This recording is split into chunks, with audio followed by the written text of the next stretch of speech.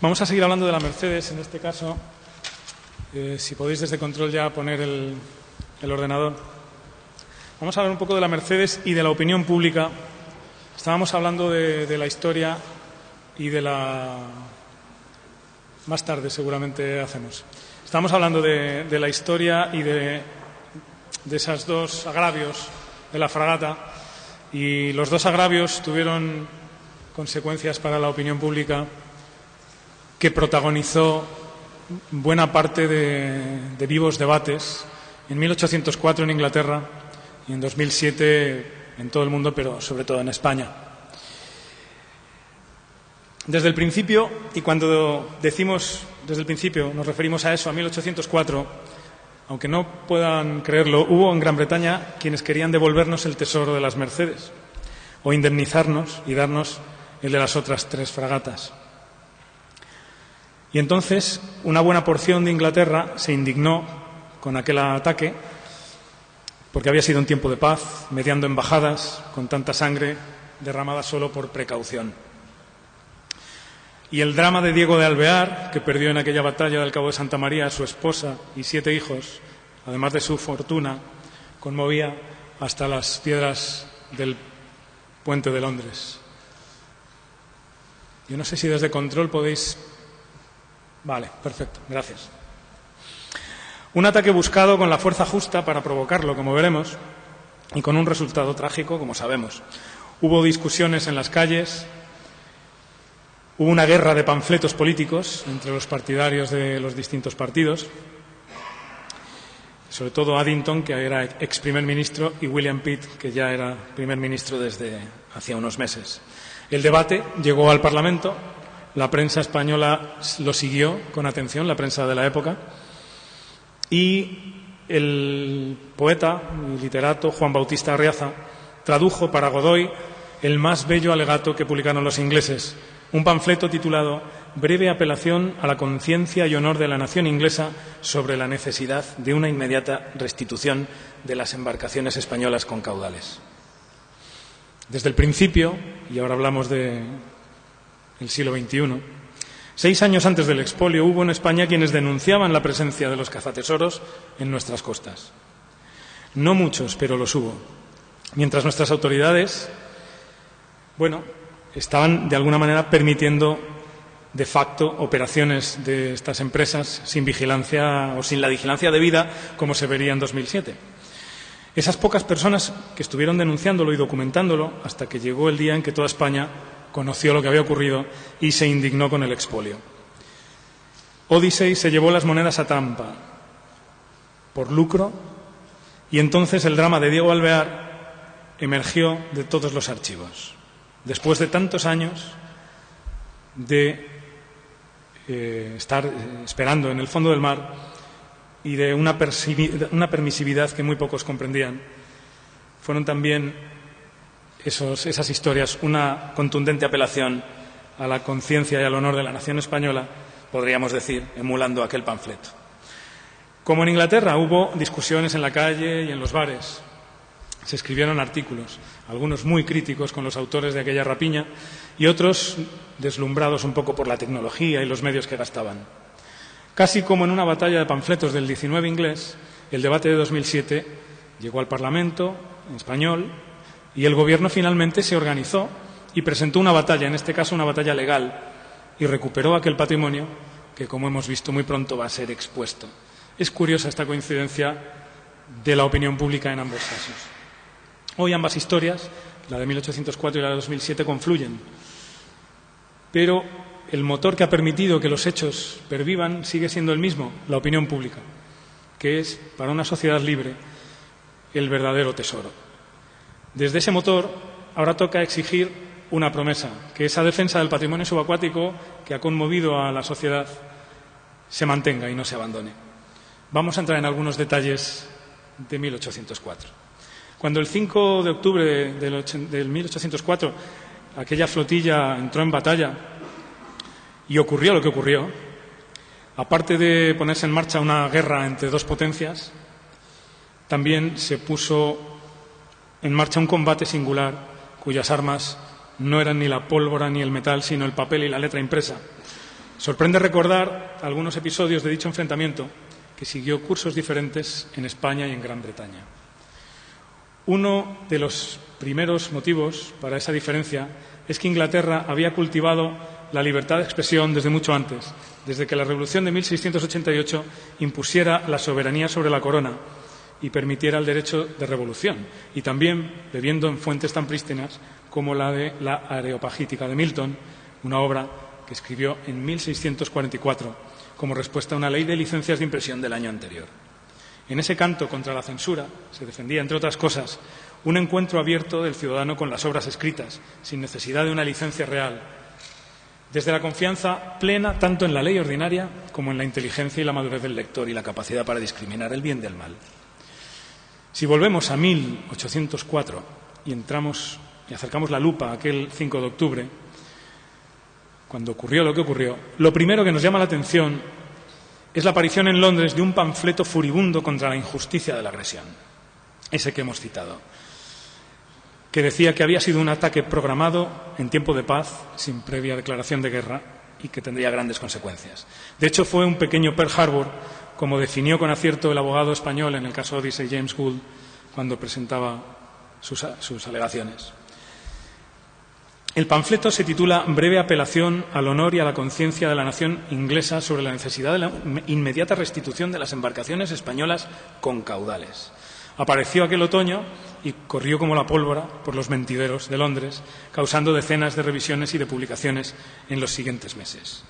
Allí, su autor se enmascaraba detrás de otro panfleto anterior que había causado mucha mayor conmoción pública en Inglaterra y sobre el que luego volveremos.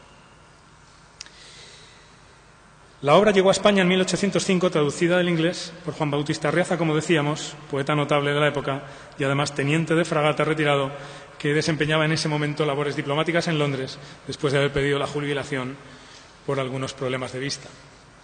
Pero volvamos a nuestro panfleto de 1804. Arriaza lo traduce y se imprime en España. Eso sí, con licencia. Esta obra anónima o de autor enmascarado. Lo primero que llama la atención es que un opúsculo tan feroz, cargado de denuncias contra el gobierno de Su Majestad por iniciar una guerra justa, de manera injusta, se imprimiera en Londres, máxime cuando sostiene graves acusaciones en un momento político tan grave. Pero así es la libertad. Otros comentaristas valoraron desde su estilo hasta su impertinencia, pero no fueron pocas las publicaciones que se hicieron eco deseando que aquellas denuncias tan graves y convincentes no pudieran sostenerse por lo que significarían. El autor teme las consecuencias de un acto tan contrario a la ley porque puede quitar la razón a su patria en su empeño ultramarino. Revisar este debate es algo precioso porque es asistir a la opinión pública en estado puro hace 210 años. Lo cierto es que en el Reino Unido vive en estos años unas convulsiones políticas terribles. Aún no se han digerido bien las consecuencias de la emancipación de Estados Unidos y ya existe un miedo cerval y casi obsesivo con los supuestos planes de invasión de las Islas Británicas a manos de Napoleón, que ya estaban desarrollándose y que entonces se consideran inminentes. Y mientras tanto, la locura del rey Jorge se agrava y los gobiernos entran y salen y cambian con tanta rapidez como hirientes acusaciones en un caldo de cultivo para estos panfletos que volaban con respuestas partidarias. Nadie diría que solo un año después de esa crisis Inglaterra ganaría la batalla de Trafalgar con una victoria con la que Nelson no solo dio seguridad al emergente imperio, sino que pudo espantar para siempre la amenaza de aquella invasión francesa, y de ahí su importancia simbólica. El impacto de aquellos panfletos es muy vívido, porque sus argumentos se alzan sobre una retórica efectiva que nos deja intuir todas las connotaciones de su estricto presente. Son lo que son, nada más y nada menos, porque no están escritos para la historia, sino para dar eco al pulso inmediato. Y, sin embargo, sobre esta breve apelación a la conciencia y honor de la nación inglesa, se afirmará en el anuario Historia de la Literatura Inglesa de 1804, reunido por Arthur Atkin al año siguiente, que sea quien sea su autor, posee un alto tono de pureza y sentimiento moral, una vehemencia empática, fuerza de argumentación y sinceridad de estilo. Añade que no solo debe leerse entero, sino adquirirse para que sea preservado. Es algo un poco paradójico ese contraste que aparece aquí entre la posteridad y el panfleto. Pero el texto incidió en una opinión pública que, vista desde aquí y desde hoy, causa admiración, porque no resulta nada fácil de imaginar algo lejanamente parecido, pero al contrario, en aquel momento en España, donde no se disfrutaba primero de la misma libertad. Imagínense a alguien publicando algo así a favor de los ingleses. La pregunta, por su respuesta elíptica, sigue ahí y comprenderán que como periodista a mí me tocó y no pude esquivarla. ¿Quién era ese autor entonces? ¿Quién blandía la pluma mercenaria y poderosa que incendiaba aquellas plazas, imprimiendo desde algún rincón de Piccadilly sus ideas rebeldes frente a las decisiones más graves de su gobierno en crisis? Y también, ¿por qué, dispuesto como estaba a no mostrar su verdadero nombre, cultivaba, sin embargo, una reputación de feroz polemista al afirmar que era el autor de otra de esas obras? Empecemos por esta última cuestión.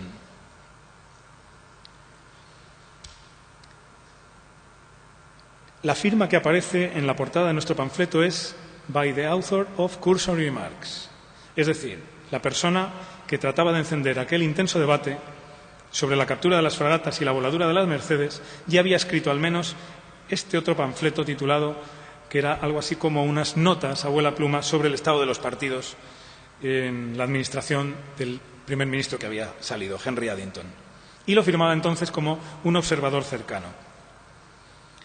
Esos remarks, esas anotaciones, fueron publicadas un año antes, en 1803, y constituyen uno de los más influyentes ejemplos de panfleto político que se dio en aquellas épocas. Aquí tenemos su portada. No tuvieron solo una respuesta, sino que hubo muchas réplicas y refutaciones. Se armó un buen lío. Para no alargar mucho la digresión, este panfleto trataba de romper una lanza a favor de Henry Addington, quien pasó fugazmente por el cargo de primer ministro en aquellos años. ¿Y cómo? Recordémoslo. En 1801, William Pitt, el joven, había tenido que dimitir cuando, tras firmar el tratado con Irlanda que constituyó el Reino Unido, quiso pacificar la resistencia de la mayoría católica con el fin de afrontar una posible guerra con Francia y con Napoleón sin grietas en la política doméstica. Pero el decreto de emancipación de los católicos provocó una airada reacción y la oposición frontal del rey Jorge III, poniéndolo al político en el disparadero. Pitt procedía de una estirpe que había ocupado las máximas responsabilidades en el pasado y, de hecho, había sido el primer ministro más joven de la historia. Accedió al cargo con solo 23 años en 1783 y había estado hasta 1801. Era, pues, entonces un perro muy viejo y se las sabía todas. Decidió que le sucediera Henry Addington, su aliado hasta entonces, su amigo, al que conocía desde la infancia porque era hijo del médico de su padre. Aunque la enfermedad del rey retrasó aquel relevo, este se produjo en marzo de 1801. Addington recibió un país próximo al colapso económico. Y Pitt se retiró, al menos aparentemente, a su casa de campo, en teoría para organizar una teórica resistencia ante la invasión francesa si se producía. No creyó en la paz de Amiens que firmó Addington y realmente no dejó de intrigar. Se negó a participar en el gabinete, a pesar de que Addington le invitó reiteradamente, y empezó a criticar abiertamente los presupuestos económicos de Addington porque se alejaban de los imperativos de los preparativos de la guerra. Cuando el conflicto con Francia estalló en 1803, él ya estaba preparado para volver a primera línea. Sin embargo, no volvió al partido del gobierno, sino que se fue al de la oposición. Dejó a su amigo colgado. Y eso acabó con Addington en menos de un año. Pitt y Fox eran los dos grandes líderes de aquella época y eran demasiadas resistencias y unían sus fuerzas. En aquellos meses de fuego cruzado fue justo cuando salió el panfleto de los Cursory Remarks sobre el estado de los partidos. De hecho, aquel panfleto tuvo un papel significativo en la decisión de Pitt de volver, como veremos. En definitiva, ¿quién era el tipo que rompía una lanza por Addington cuando ya se podía intuir su relevo? Ese observador cercano nos dice. ¿En qué sentido era cercano?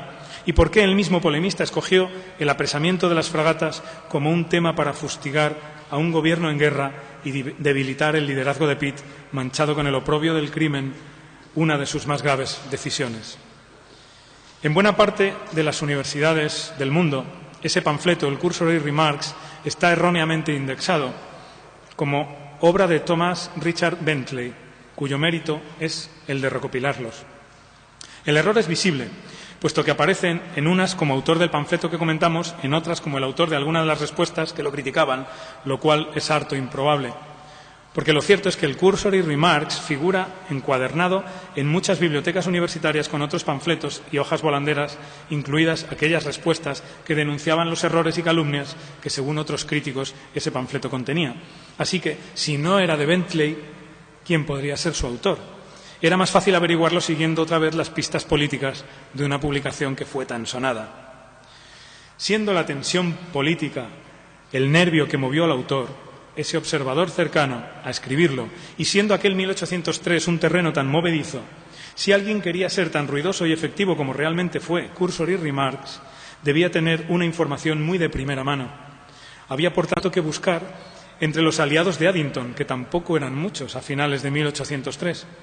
Y hay una figura muy próxima a Addington, con información preciosa sobre aquellos momentos y que cuadra con nuestro observador cercano. Se trata ni más ni menos que de su hermano, John Healey Addington, que también era parlamentario y con responsabilidades en el Tesoro.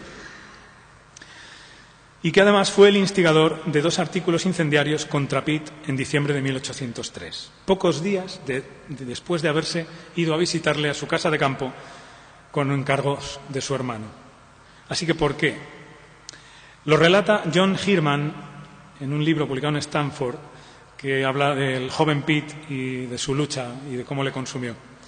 Los 2 artículos que se publicaron en el Times ofendieron a Pitt en un momento en el que todavía el primer ministro Addington trataba de que entrara en su gabinete. Lo criticaba muy abiertamente en todas sus conversaciones ya Pitt a Addington. Se dedicaba a hablar y a que le llegara el mensaje de que no estaba de acuerdo con la política ni económica ni exterior.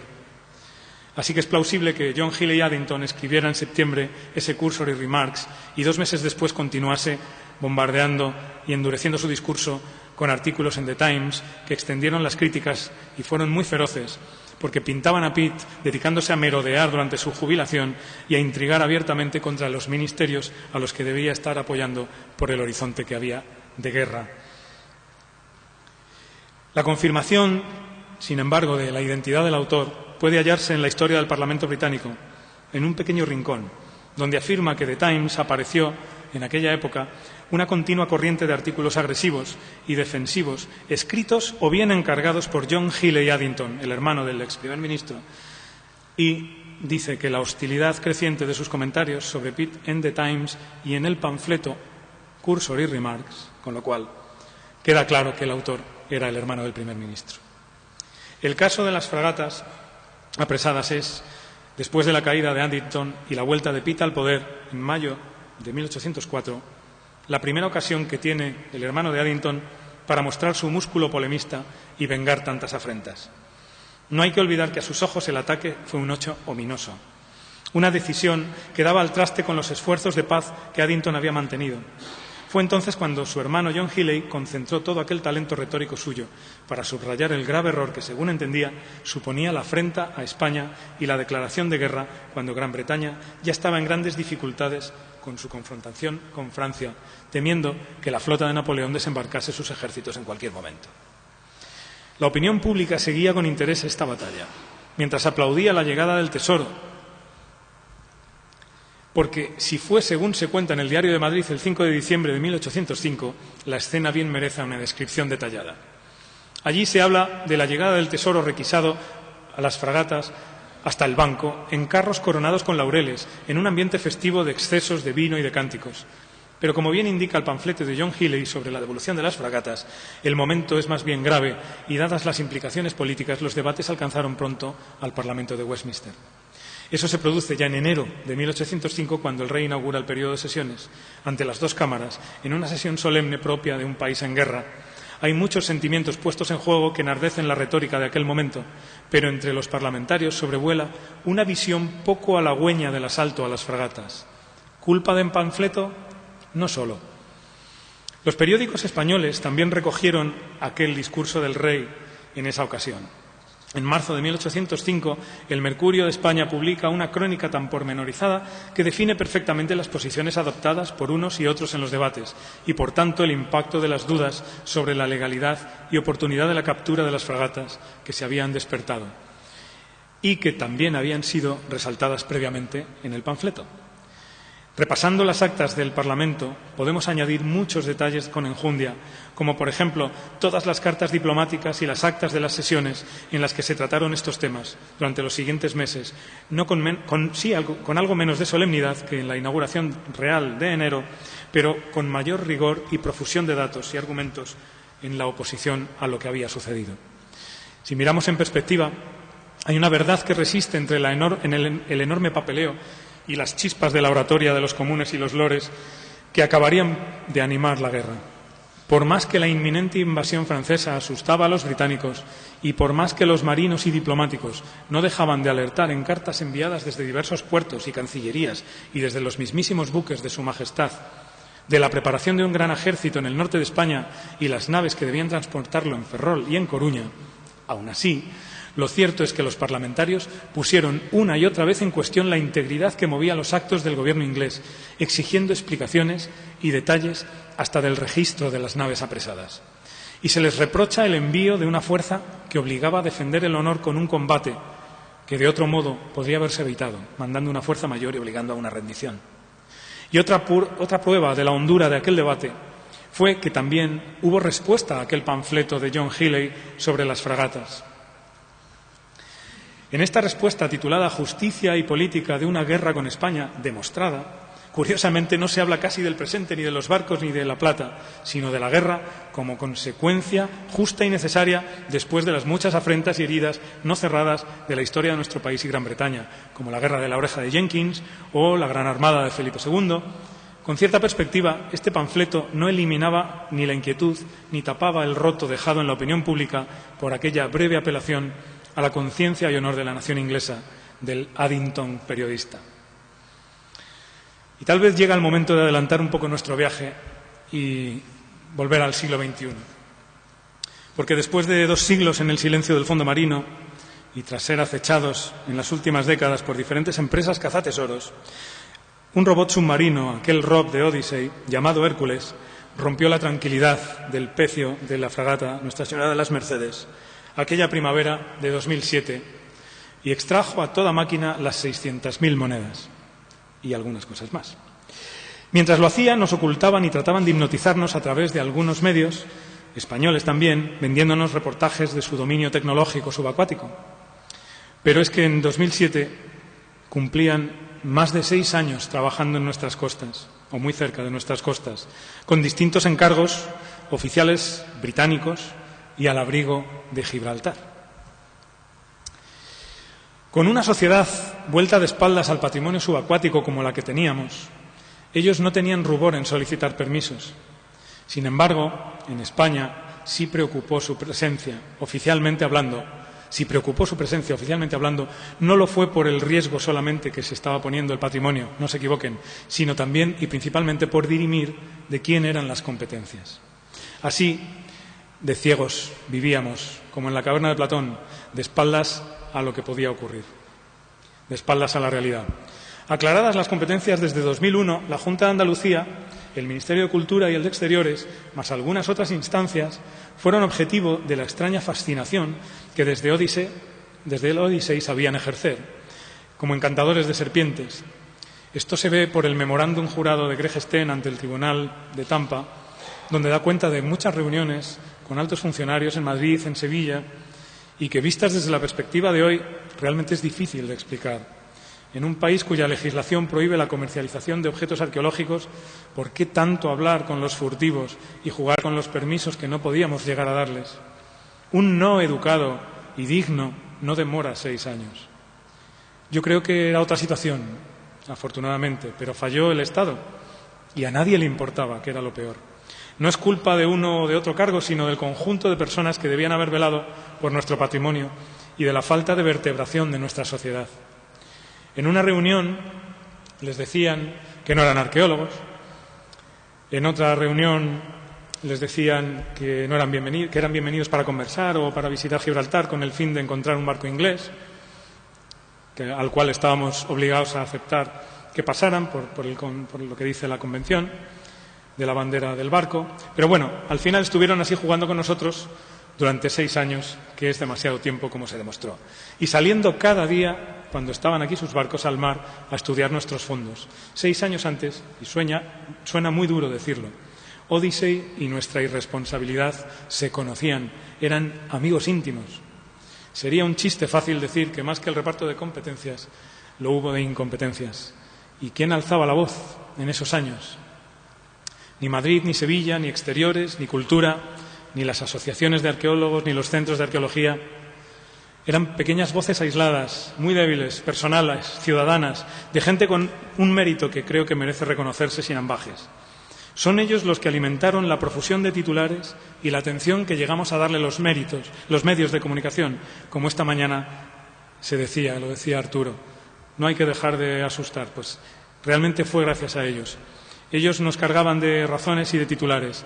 Pipe Sarmiento seguía los barcos de Odyssey, los fotografiaba en su velero. Casi todas las fotos que existen y hemos visto las hizo él.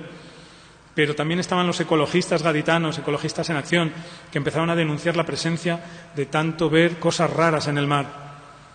Teníamos también arqueólogos como Javier Noriega de Nerea, que está aquí con nosotros, y que han perdido mucho tiempo y mucho dinero en sus empresas convocando a los medios e informando también a las autoridades de que había riesgo en lo que estaban haciendo en nuestras aguas. Teníamos también algunos abogados, como José María Lancho, que también está con nosotros, que también dedicó mucho tiempo del suyo para investigar y, entre otras cosas, ofreció al Estado todo el proceso de indemnización que en el siglo XIX se llevó a cabo por el Estado español a quienes habían perdido el dinero en el naufragio de la Mercedes. Son muchos más los que elevaban informes. Hacía gente infiltrada que informaba a la Guardia Civil, avisaban a las autoridades, pero todos aquellos avisos al final caían en saco roto. Y sin embargo ellos no se rendían. Gracias a ellos, en buena parte, todo cambió. La máquina del Estado, finalmente, comenzó a moverse, chirriando al principio y con más fuerza después. Desde la prensa yo creo que sí contribuimos a romper ese círculo. Esas pocas voces y la indignación que por fin prendían los españoles al ver expoliado el patrimonio con fines crematísticos y la falta de sentido común, nunca dejó de lado que teníamos muy claro quiénes eran los malos, que eran los autores del expolio, que incumplieron las leyes y no nuestros dirigentes.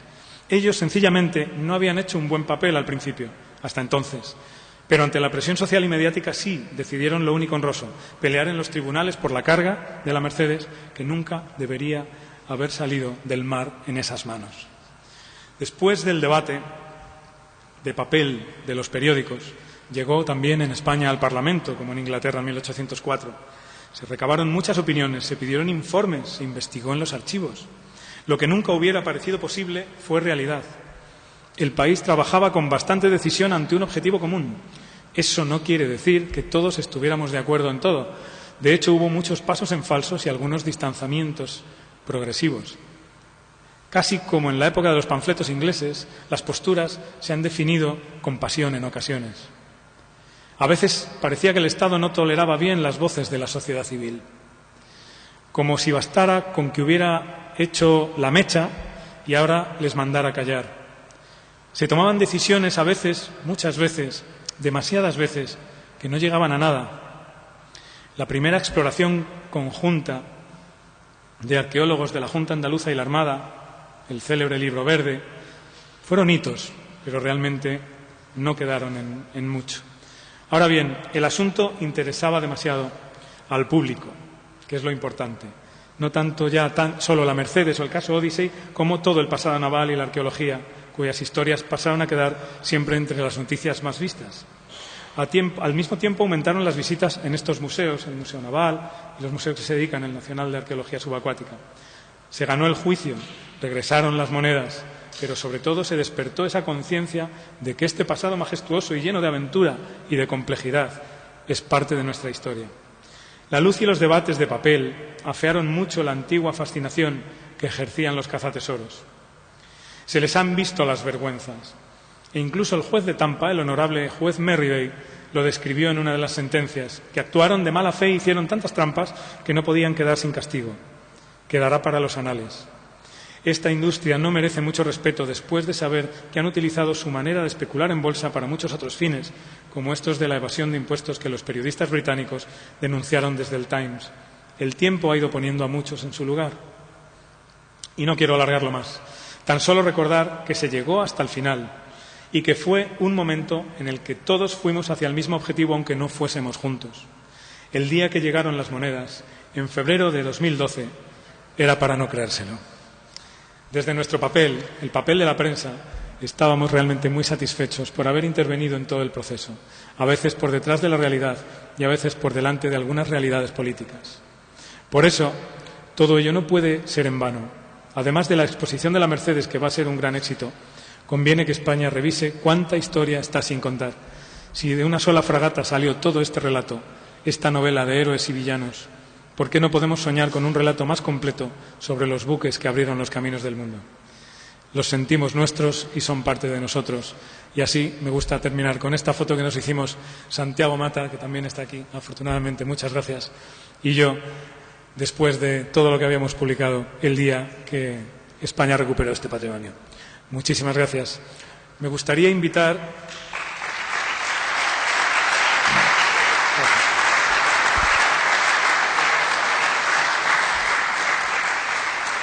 Me gustaría invitar a subir conmigo a María de la Pau Domínguez, que está aquí. Es una sorpresa que hemos preparado, porque ella está a punto de publicar una biografía, un libro, una novela histórica sobre Diego de Alvear. Se va a llamar Las dos vidas del capitán, lo va a publicar el Grijalbo. Y como esta mañana hemos hablado con Arturo Pérez Reverte, yo creo que es bastante complementaria a la divulgación periodística, la divulgación literaria, que también nos cose, nos une con esta historia de una manera muy especial. Cuando quieras.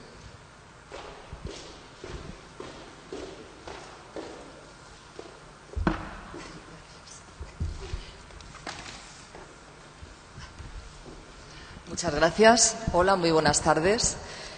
Bueno, yo agradezco a Jesús que me haya invitado porque efectivamente la novela todavía no está en el mercado, pero está a punto porque se va a presentar a finales de este mes de mayo y saldrá a la venta entre el 4 y el 5 de junio. Antes de proceder a la lectura a la que tan amablemente me ha invitado Jesús, me gustaría decir un par de cosas. En primer lugar, que para una aficionada a la historia, como es mi caso, el hecho de que este juicio, este litigio único, importantísimo, que ha mantenido el Estado español contra la empresa privada estadounidense Odyssey, se haya ganado gracias a argumentos históricos, es doblemente apasionante y doblemente interesante. Es decir, que la historia, de la que también ha hablado antes Carmen Marcos, la historia ha sido la que ha favorecido, la que ha conseguido que se ganara este juicio y que, valga la redundancia, se hiciera justicia, aunque ha costado mucho, la verdad. Para mí ha sido un grandísimo honor haber podido trabajar con las personas, precisamente con los expertos, con los técnicos que elaboraron todo el dossier de argumentos históricos, tanto del Museo Naval de Madrid como de los archivos generales de la Armada, el archivo de don Álvaro de Bazán. Y quiero agradecer especialmente a una persona que ya ha sido mencionada aquí con anterioridad, que es el anterior director del Museo Naval de Madrid, que es el almirante Gonzalo González Rodríguez Ayer, que bueno, acogió el proyecto de esta novela con muchísimo cariño y me ha facilitado todo el trabajo. Así que, Gonzalo, muchísimas gracias, que por cierto apareces en el libro, no podía ser de otra manera. Bueno, la novela arranca con esta pequeña introducción. Poco podía imaginar Sabina de Alvear y Ward que 120 años después de escribir la biografía de su padre, don Diego de Alvear y Ponce de León, brigadier del Cuerpo de la Armada y mayor general, una empresa cazatesoros estadounidense rescataría el tesoro hundido con la Mercedes, la fragata que debía haber comandado su progenitor antes de que un golpe del destino se interpusiera entre ambos. Con el expolio cometido por Odyssey, de alguna manera también se profanaban en el fondo del océano Atlántico las tumbas de las 263 personas fallecidas en la madrugada del 5 de octubre de 1804 frente a la costa del Algarve portugués. Regresaban a España desde las colonias de América, pero a un día de alcanzar Cádiz, un injustificado ataque inglés truncó ese sueño y, junto a él, las grandes esperanzas de uno de los últimos héroes de nuestra historia. Náufrago en un paraíso que se convirtió en un infierno. Tras una azarosa vida, posiblemente este luchador impenitente se preguntara cuántas veces puede el ser humano volver a levantarse después de haber caído. En la novela, evidentemente, la batalla de la que ya se ha hablado aquí tiene una importante presencia. Esta batalla se narra en 2 capítulos que son muy extensos, dada la intensidad de la tragedia que se vivió. Fueron muy pocas horas de batalla, pero fue tanto el drama, fue tanta la sangre, tanta la tragedia, que literariamente se ha extendido en muchas líneas, porque había muchas vivencias, además de muchas vidas que se perdieron. De manera que yo voy a ir narrándola, pero evidentemente haciendo elipsis, porque si no se alargaría mucho. En aguas próximas a Portugal, madrugada del 5 de octubre de 1804. Después de 58 días de navegación sin incidentes destacables, la expedición española avistó tierra. En el horizonte, la portuguesa Sierra de Monchique confirmaba felizmente la proximidad de Cádiz, puerto de destino, a donde llegarían en no más de una jornada. Amaneció con tiempo claro y sentado, el viento fresco. Las costas de España se presentaban hermosísimas a su vista, y a las 6:15 demarcaron las sierras de Monchique. Todo era movimiento, alegría y esperanza en las tripulaciones. Escribió emocionado don Diego en su diario de navegación. Me gustaría aclarar que cada vez que Diego escribe, todo lo que se extrae de su diario de navegación es literal del que en la realidad él escribió. Por fin regresaba a casa, a su origen en la cordobesa Montilla, tras haber pasado nada menos que 30 años en América al servicio de la corona española. A aquellas tierras había llegado enviado por Carlos III y regresaba ahora a las órdenes del hijo, Carlos IV, cumpliendo su mandato de transportar un cargamento de oro y plata acuñado en la fábrica de moneda y timbre de Lima para las arcas de la hacienda del Reino de España. Todos sentían la misma ilusión por ser recibidos en la patria de los Alvear. Quedaba poco para que así fuera, para que se cumpliera el gran sueño. Qué lejanos se vuelven los deseos cuando se está a punto de alcanzarlos. Tales pensamientos merodeaban en la mente de don Diego, que se hallaba como un lobo marino en la cubierta, a pesar del frío, ajeno al trajín de aparejos y maniobras, contemplando a babor la costa y a estribor la Mercedes. La ilusión de su espíritu hacía que sintiera más cerca de lo que en realidad estaba el otro barco. Muy pronto podría tocarlo con sus propias manos. Deseaba que las horas pasaran rápidas para ayudar a descender a tierra a Josefa, a las pequeñas, a los niños, a Manuela, a Juliana, a Ildefonso, y emprender camino hacia Montilla lo antes posible. Qué corto, pues, el camino que restaba. Hay una cosa que no he aclarado, y es que don Diego de Alvear tenía que haber viajado en la Mercedes, pero en el último momento transbordó a la Medea porque se indispuso el comandante de la Medea. De manera que él observó, desgraciadamente, cómo perdía a toda su familia, salvo a un hijo que en el último momento también se fue con él. Se estremeció, hay una elipsis, se estremeció al recordar la belleza desbordante de Josefa, de su Josefa, y el acontecimiento que supuso en Buenos Aires cuando celebró su boda. Tenía su imagen presente como si la estuviera viendo en ese instante en la cubierta de la Medea, aunque hubieran transcurrido más de 20 años. En los casi 2 meses de expedición oceánica la echó tanto de menos. Dios, qué ganas de abrazarla. El mar en calma parecía un inabarcable cristal azul. A pesar del movimiento en las cubiertas, los navíos se deslizaban silenciosos y ligeros. Inspiró con fuerza el aire de la mañana que se iba abriendo paso y le consoló la certeza de que en menos de que transcurriera un nuevo día volverían a estar juntos y en España. No se le podía pedir más a la vida. De repente, marcando el reloj las 8, la sorprendente cercanía de una escuadra inglesa, formada al igual que la española por 4 barcos, lo sacó abruptamente de su ensimismamiento. La Clara hizo señal de 3 velas al primer cuadrante, aunque pronto se vio que eran 4.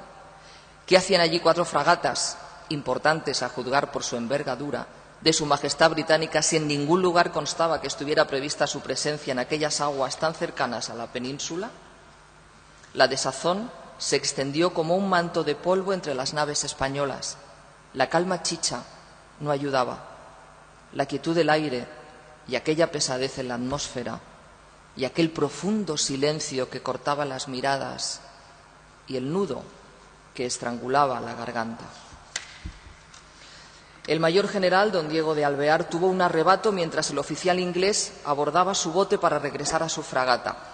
Ha habido una elipsis y antes se ha contado precisamente eso, lo ha contado Carlos, que se acercó un oficial a decir las intenciones que tenía el comodoro Graham Moore y cuando ya estaba volviendo a su bote empezaron a atacar, ¿no? La mayoría de los tripulantes españoles formaron al lado de Diego de Alvear, estuvieron con él en su intención de combatir, plantándole cara a la afrenta inglesa, antes que atracar en un puerto que no fuera español. «Fondearemos en Cádiz», gritó. «Así nos lo ha ordenado nuestro rey y nos lo exige nuestro pabellón». No hubo posibilidad de nada más. La prepotencia demostrada por los ingleses tomó la forma de un proyectil, un cañonazo con bala lanzado desde la fragata a la que acababa de arribar el bote del oficial y que sirvió de señal a las otras 3 para que la emprendieran también a cañonazos contra las naves españolas. El objetivo del primer disparo de cañón había sido la Mercedes, lo que sacó de quicio al joven cadete Alvear, que se lanzó a la lucha como uno más, siguiendo el ejemplo de su padre. Jamás imaginó el joven Carlos que el destino iba a determinar que su paso de adolescente a adulto fuera a ser tan fulminante. En cuestión de minutos y bajo el estruendo de la pólvora y los cañones, Carlos se hizo dolorosamente hombre. Aunque el tiempo parecía haberse detenido hasta que comenzó el inesperado combate, el tiempo marcó las 9:15 en el primer disparo, que fue seguido por una descarga de artillería y fusiles contra la fragata en la que se encontraba el resto de la familia Alvear. Al cabo de media hora, españoles e ingleses andaban metidos de lleno en un sangrante fuego cruzado de imprevisibles consecuencias, hasta que el Sino consideró llegada la hora de la calamidad. Un certero cañonazo procedente de uno de los navíos ingleses dio de lleno en la Santa Bárbara de la Mercedes, allí donde se almacena la pólvora. Maderas, telas del velamen, monedas, restos humanos volaron despedazados. El oro, la plata, la vida. El estallido estuvo acompañado de un ensordecedor estruendo que nubló la conciencia de Diego de Alvear, indefectiblemente testigo de la tragedia. Podría concluirse incluso que momentos antes de que el proyectil lanzado desde la fragata inglesa Amphion impactara en la Mercedes, él ya había puesto en ella los ojos y en los suyos su corazón. Con aquel barco su vida entera saltó por los aires hecha añicos. Su amada Josefa, sus pequeños y después todo lo demás. Los ojos de Josefa se perdieron en el mar. Los labios, tantas veces besados, sellaron un adiós nunca dicho. Un solo segundo bastó para que el mundo se oscureciera. Qué frágil es nuestra existencia si tampoco una pequeña bola de hierro puede acabar con tanto. Días más tarde, Diego de Alvear, o lo que quedó de él, escribiría en su diario: saltó la Mercedes por los aires con estruendo horrible, cubriéndonos con una espesa lluvia de ruinas y de humo. Ruinas y humo. Y después todo lo demás. Después la nada. Concluye así el primero de los capítulos y el siguiente comienza con un grito que es el nombre de la fragata hundida, la Mercedes. El grito desgarrado del capitán pronunciando el nombre del barco hundido, como si con su sola invocación quisiera reflotarlo, retumbó hasta el más recóndito rincón de la Medea. Se sentía como una roca, su ánimo petrificado, inexistente su vida. Todos los presentes, sin excepción, le rodearon de silencio como muestra de respeto ante la inmensa desventura que quizás él todavía no era capaz de asumir.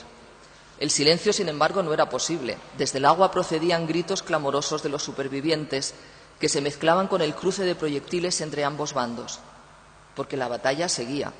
Voces de niños, mujeres y hombres, algunas de ellas con timbre ya de muerte, emergían de las agitadas aguas implorando una ayuda que no iba a llegar. Alvear tuvo que golpearse varias veces en la frente, queriendo vaciar su cabeza de aquellos alaridos terribles y tenebrosos, para seguir cumpliendo con su obligación y no traicionar el honor militar entregándose a una operación de salvamento que lo habría quitado de su puesto de mando. ¿Quién sabe si alguna de aquellas desesperadas peticiones de auxilio pudiera proceder de alguno de sus hijos? ¿Habría valido la pena intentar salvar siquiera a uno de ellos? ¿O a Josefa? ¿Y si fuera de ella alguno de aquellos gritos encaminados hacia la muerte? Diego se negó a sí mismo la posibilidad de pensarlo. Su deber era otro. Sacó la voz que no tenía, la voz engullida por la explosión y el drama, la voz muda de la sonora tragedia. Y cual espectro salido de otro mundo, el semblante demudado, con gran esfuerzo prosiguió con su deber, dando órdenes para que no decayera el combate. Cegado por las lágrimas que le nublaban la visión, se mantuvo en su puesto mientras comenzaban a emerger a la superficie los primeros ropajes de los desaparecidos e iban perdiendo fuerza los ecos de los escasos supervivientes que se mantenían asidos a los restos de madera que flotaban a la deriva. El infierno se prolongó increíblemente durante otra hora más. La voladura de la Mercedes no supuso ni mucho menos la rendición de los españoles. Combatían, aunque las fuerzas se agotaban. Cumplidas las 10:30 de una mañana de horror y desolación, y asediada la Medea a babor y a estribor, por acuerdo de oficiales, comandante y mayor, don Diego de Alvear arrió la bandera de la rendición y le fallaron las piernas al hacerlo. ¿Acaso se podía soportar más dolor? Desde cubierta pudo contemplar cómo la Clara quiso seguir batiéndose con su respectiva nave enemiga hasta que finalmente se rindió. Solo quedaba la Fama. Durante horas forzó de velas intentando escapar, sin conseguirlo. El colofón de un verdadero desastre. A pesar del desconcierto y el caos, Alvear supo en su interior que ninguno de los suyos seguía con vida. Sobreponiéndose milagrosamente y mostrando una entereza casi sobrehumana, aguantó para cumplir con los escasos deberes que lo requerían, hasta que al fin se retiró a su cámara, solo, sin más compañía que la soledad y Dios, el único ser que sondear pueda los abismos de mi dolor, de este dolor sin nombre ni medida que para siempre me sumirá en la más espantosa desolación. Escribió en su estropeado diario para sentirse vivo, ya que llegó a dudarlo. Cuando por fin llegó la tranquilidad tras la contienda, pudieron iniciar el rescate de los supervivientes. Recogieron vivas a unas 50 personas, entre ellas un único oficial, don Pedro Afán de Rivera, teniente de navío y segundo comandante de la nave hundida, al que hallaron en pésimo estado, agarrado a troncos y a los restos del castillo de su fragata. El número de muertos hacía tanto daño como el pensamiento puesto en todos y cada uno de ellos, 263. Las 14 pérdidas familiares de Diego de Alvear le destrozaban el alma. Fallecieron su esposa, doña Josefa Balbastro, sus 7 hijos, 4 niñas y 3 niños, un sobrino que les acompañaba a España y 5 sirvientes, el padre y sus 4 hijos. Nadie más que el cuarto de sus vástagos, Carlos, quedó vivo, y a él permanecía abrazado. Oía hablar a los ingleses haciéndose cargo del gobierno de la Medea y apremiando a la tripulación para que prepararan la marcha. Y aunque frente a las pérdidas humanas poca importancia puede tener ya el dinero, los hombres del comodoro Graham Moore no solo le arrebataron a toda su familia, sino también su fortuna.